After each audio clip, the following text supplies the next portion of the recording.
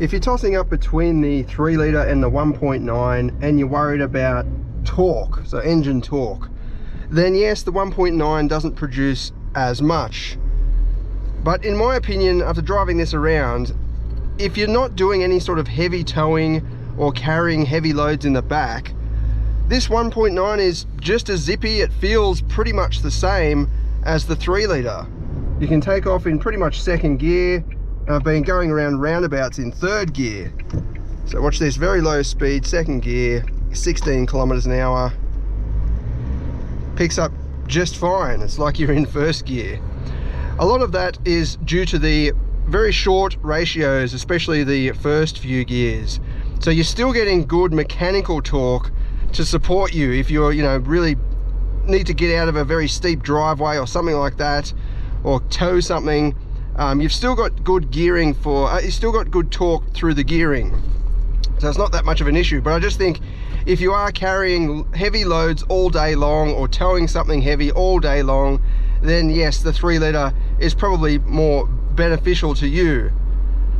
But look at this, I'm averaging 6.9 litres per 100 kilometers over a distance of 450 kilometers. That's awesome fuel economy for the real world. The next decision is, do you go with the manual or the automatic? I think if you're driving around the city streets, like tight, busy city streets all day long, then yes, the automatic is probably going to be less tiresome than the manual, especially with that short gearing. But if you're driving around in sort of suburban areas like this, then the manual is a bit more engaging, and I find it actually keeps you a bit more awake because you're more integrated into the driving experience. Whereas in the auto, you just sit there bored and you're just cruising around at 60, 80 kilometer an hour zones, and it just becomes more boring. Whereas with the manual, you're changing gear, you just feel a bit more energetic about it. It's also great that you have the option of a manual. It is fun driving a manual around. But yeah, if you're driving all day long, I can see why automatics would be a bit less tiresome, especially in the city. Look at that, 4th gear already, only at 60 kilometers an hour. It is a 6-speed though, so highway driving should be okay. We're going to hit some faster roads up here and I'll show you what the revs are like. But 5th gear, 80 kilometers an hour, barely 2000, or not even, it's about 1700 RPM at 80 in 5th gear. Just while we're cruising along here, it's great to see a nice touchscreen even in the base model. It's not the largest touchscreen that the D-Max is offered with, and it doesn't have the vehicle settings button just here like in the upper spec models. Instead, you've got to use this little instrument cluster display, which is quite fiddly if you want to play around with the driver assist systems. And as you might have seen just then, if you don't select something, it disappears within a second. Like, it doesn't give you very long at all. So you've got to be quick, and you have to, well, for example, I've turned off the lane support systems using this button on the steering wheel.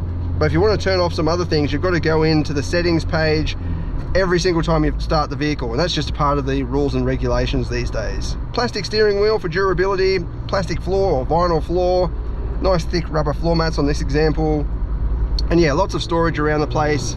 I'm not sure what you do with that tray up there because it would just slide out straight away, but you do have a glove box and a little pocket on the passenger side. It misses out on the secondary glove box like in the upper spec models. But you've got cup holders, bottle holders in the doors. Yeah, you could sit in here all day, and it's quite accommodating for this style of vehicle. You can get this with the high rider pack, so you've got plenty of ground clearance if you want it. This example's got just the steel wheels as well, so you can go up gutters and so on if you're reversing into a tight driveway or dock or something like that. It doesn't matter if you go up the gutter a little bit because there's no alloy wheel to damage.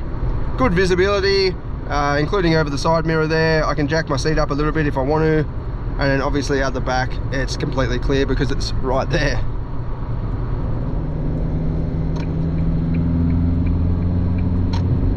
Okay, up to 100 kilometers an hour now.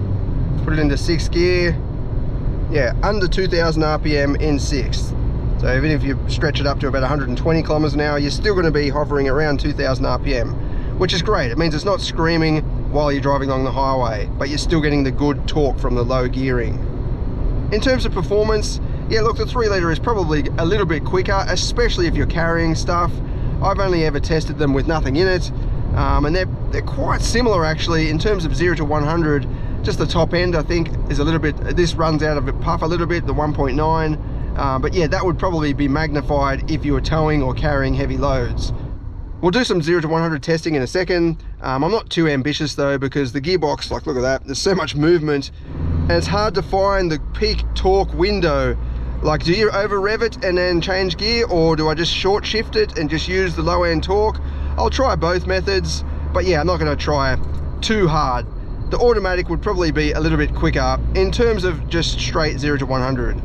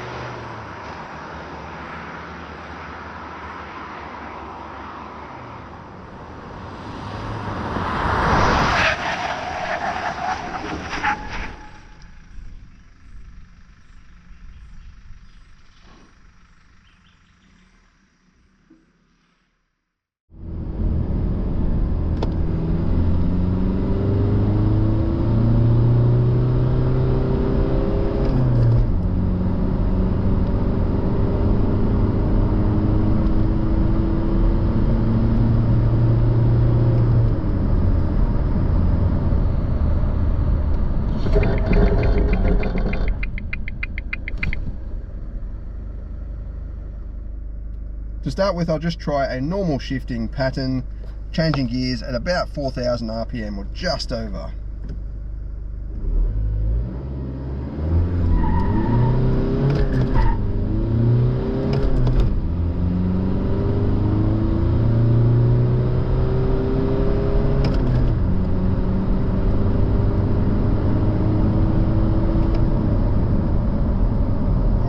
This time I'll try shifting at around 3,500 RPM.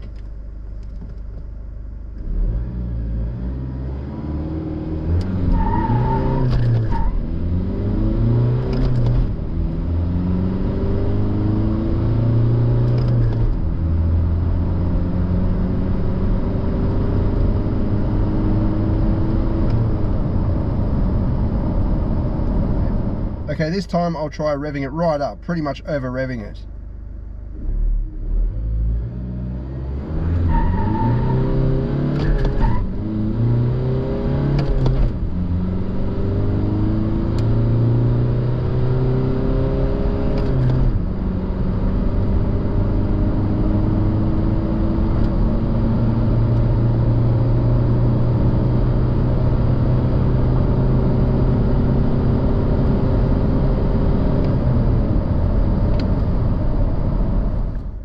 And for the last one, I'll try taking off in second gear.